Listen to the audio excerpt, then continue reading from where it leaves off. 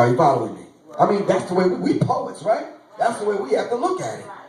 From that, through that poetical lens, right or wrong. So we have to understand that. But the chapter that I put in the book entitled The Illuminati's Takeover of Hip Hop was very dear to me and very critical, because I had already studied the New World Order up under Steve Coakley, and I knew the signs, the symbols, I knew the language, I knew the history. So when I started seeing these things in hip hop, I just started pointing them out. And it started to look very, very, very familiar to me. All right? Even at the behest of being dissed and put to the side by brothers in my own group. You understand what I'm saying? I spoke at a college one time with Chuck, and I laid the whole Illuminati thing out. We picked up the paper the next day. They blasted me, handed me my ass. Years later, they had to apologize because some of the things I mentioned that particular night came to pass. Doing the, what was the fake black president's name? Bill Clinton.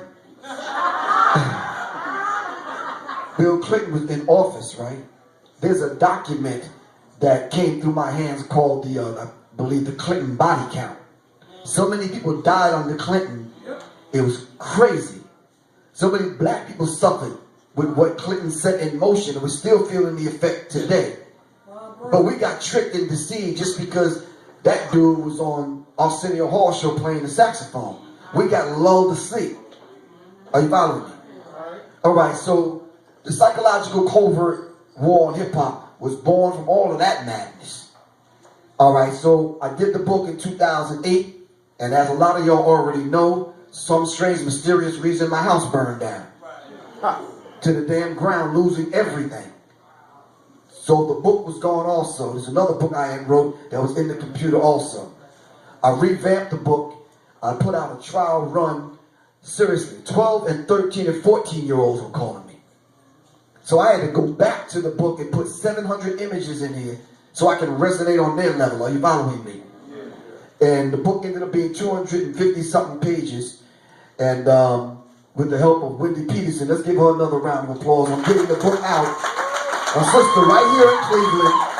She has her business right here in Cleveland. So if we got any writers that want to get there, especially poets that are writing, they want to get your pieces out in a book form, see the system. So she got some business cards. But the book came out and I can barely keep it in stock. All right? Not because it's Professor Griff. This is not my opinion, y'all. This is based on actual fact, and I put the proof of it in the book. All right? Right on up to, I think it's page 230, where I talk about Nicki Minaj. I mean, y'all seen the ritual that she just performed on stage the other night, right or wrong?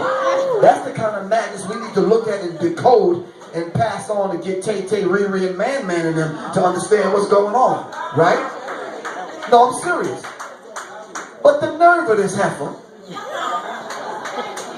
Have you seen her show recently? She's not interested. But the little ones are. And we have to be able to interpret that madness to them so they don't go crazy. She has some dancers that are on stage, right? The dancers grabbed one of the other dancers and flipped her upside down, and she shoved a white vibrating dildo in her. And yeah, it's in the book. Or you can YouTube it. So, but this is entertainment, though, is the point I'm trying to make. This is not entertainment. And I had to say to the brothers, in a real kind of way, even with Nicki Minaj having fake butt cheeks and all that kind of madness, we have to be willing and courageous enough to speak truth to power. All right? And don't cow down like cowards, because straight up a coward dies 1,000 deaths. Are you following me? A man's mind, sister, is elevated to the status of the women that he associates with. No. I'm going to say that again.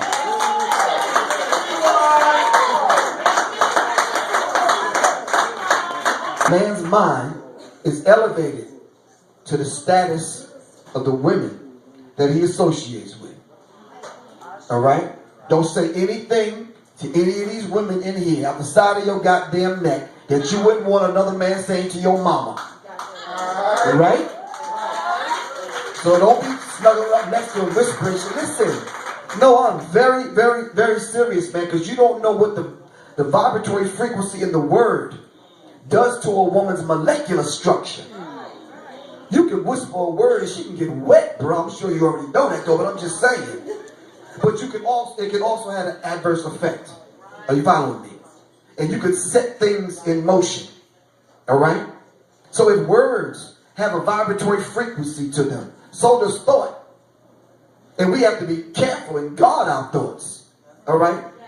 That brings me to my next point with this idle chit-chatter that we do, especially about women. All right?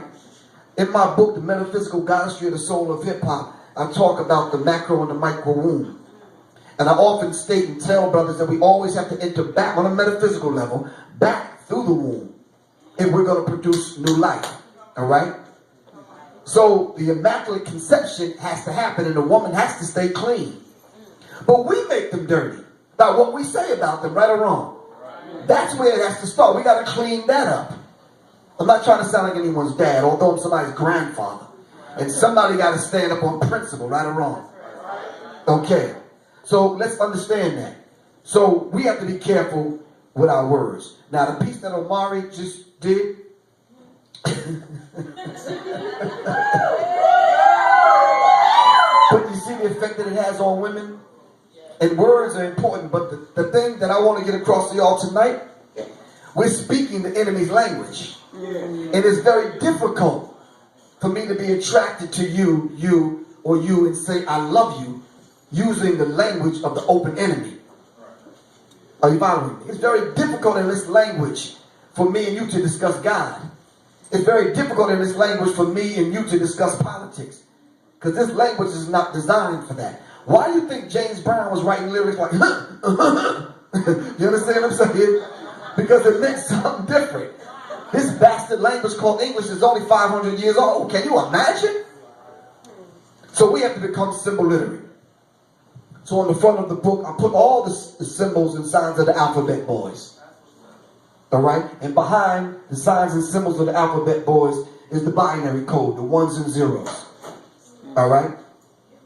And the money. Because we have to become symbol literate. All right? We have to know the signs and symbols. Can I test y'all out real quick? What does this mean? You're standing on the side of the road. You need a ride. What does this mean? Okay, so we understand those things because those are on the surface level, right or wrong. But if I showed you the Janami or the Ankh, all right, would we know? All right? See, we have to understand it, and these are the things we have to pass down to Riri and Man and Twan and Day Day and them. Are you following me? All right. Last but not least, just a few more things about the book. I have a few copies over here if anyone wants to purchase one. Now listen.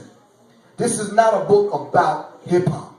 This is a book about the war that's being waged against hip-hop on a covert level, dealing with the psyche, and the psyche is the soul. All right? It's the psychological covert war on hip-hop. I'm telling you, we're at war right now, but we're not acting like it. We're not doing those things to defend the self, to defend the soul, to defend the children. All right? There's over 2 million people in prison. Most of them look like us. Are you following me? All right. So let's understand this particular dynamic. Give me 2 more minutes. One of the things about this book, when people often ask me, Griff, so what's in your book that you think some of the things that stand out? Some of the things that I think that pretty much stand out. When I mentioned the fact that there was a meeting that took place with some very prominent brothers that was about to put a distribution company in place. We're not going to mention their names. All right? I said the FBI raided their offices and neutralized them and put agents in their record companies. They called me a liar. So when I got the information from the inside, Jay Prince had to admit that there was agents up at Rap-A-Lot Records that tried to neutralize him. Trying to put drugs on him, trying to set him up. The same thing with, not Jay-Z, but the same thing with Suge Knight. All right? So people hearing this started sending me information. I received a clip that was very disturbing. Now, even though I didn't really like what NWA was doing in the language and dissing the sisters and that kind of thing, nonetheless, I had a level of respect for the brothers. All right? Because every now and then I'd bump fuck the police. Because it was a political statement to me. When you politicize that, it becomes something different.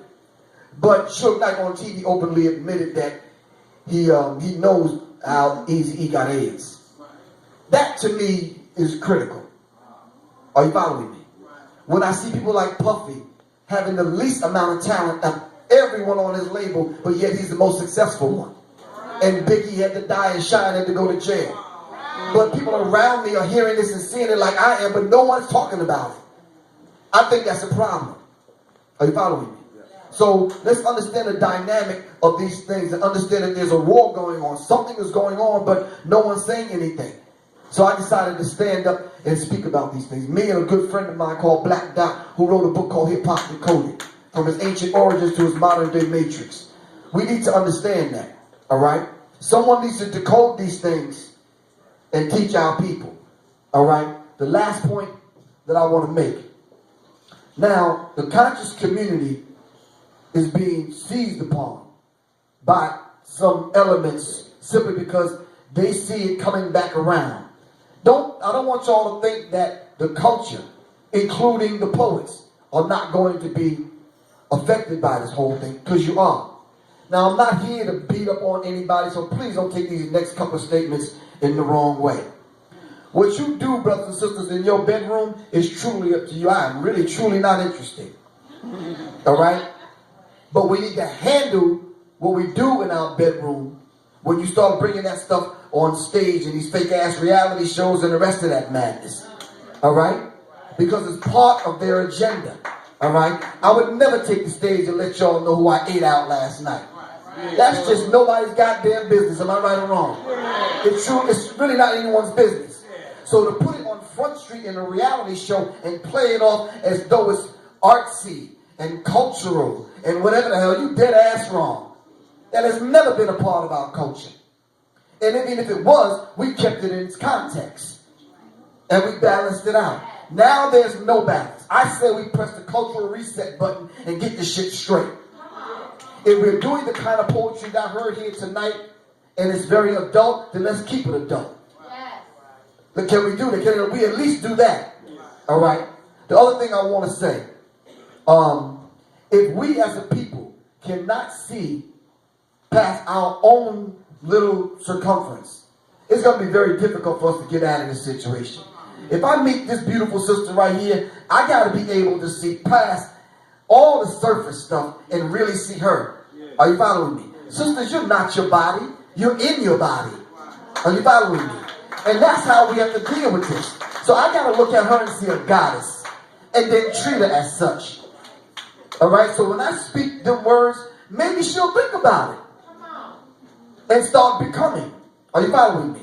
We say Ashe, and Ashe means what? So be it. We can speak these things into existence. But also when she sees me, she has to see the God in me and bring that out of me. Are you following me? And this is what I try to do from the outstart in Public Enemy. As Minister of Information is raise the conscious level of our people. Number one. Two, show young black men that we could be strong, militant, radical, real, and intelligent. DJ, can I get a little bit of music as I wrap this up? Is that cool? You got an instrumental? You should. Huh? Which one? I don't know. She play the loonies. I don't give a fuck. Maybe they'll tip you. Y'all got 5 on it?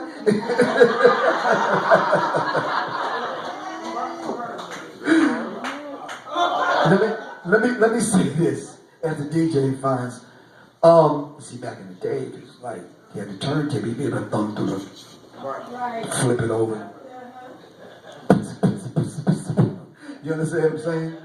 It is a beautiful thing about that, because that black melanated wax resonated with our melanin and our chakras. So you didn't even have to know the latest damn shit. You just, the song come on, you just do the damn thing, right or wrong. But we in 2012 when you got the digital fucked up hard ass CD and it's stale. They don't resonate with absolutely nothing. Are you following me? Anyway, how many people know we resonate at a B flat? Do you know that on a metaphysical level? And the heart beats at what? Somebody know. The heart beats at what rate? Somebody said not 60, 72 beats per minute. And when the people around the globe chant, it's in a B flat. That resonates with us.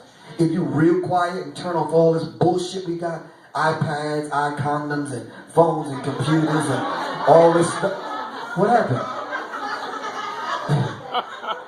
If we turn all this stuff off and just be quiet for a minute, your heart rate will go back down to 72. All right, you won't get old. Seriously, because that's what the rich people do. They have this leisure life because they know the heart rate is at 72 beats per minute. All right? See, we live a fucked up, fast-paced ass life, eating the wrong food, eating that Murder King and McDevils and Drunken Donuts and Toxic Hell and Kentucky Live Chicken and some of these other places. Dairy Queen. And it makes us, oh, you got to put living food in a living body, right or wrong? No, you do. So it is with the vibratory frequency in the music that the DJ should be playing right now. All right, it has to be songs that move our soul, right or wrong. See, we have to understand that. What's up, DJ? Can I get a...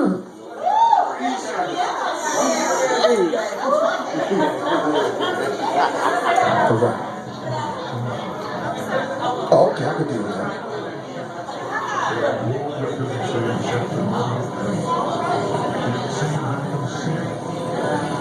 All right.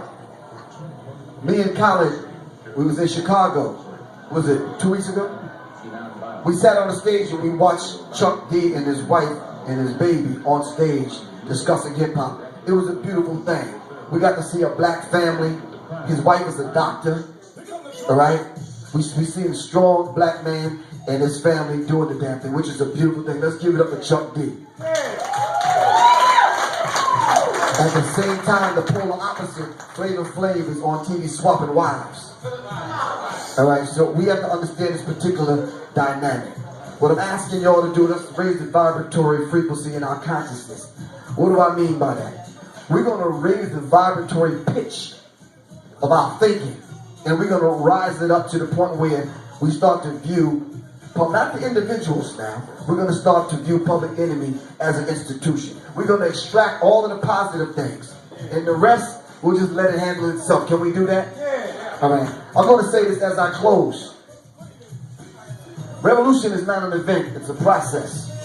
Revolution is complete, constructive, conscious, cosmic change. All right? And please remember this last one. Use it, do whatever you want to do, but please, we have to pass this last one on. I'm in search of souls that are like mine. Can you remember that? I'm in search of souls that are like mine. I love y'all to life, man. Saki Sana, thank you very much. Peace.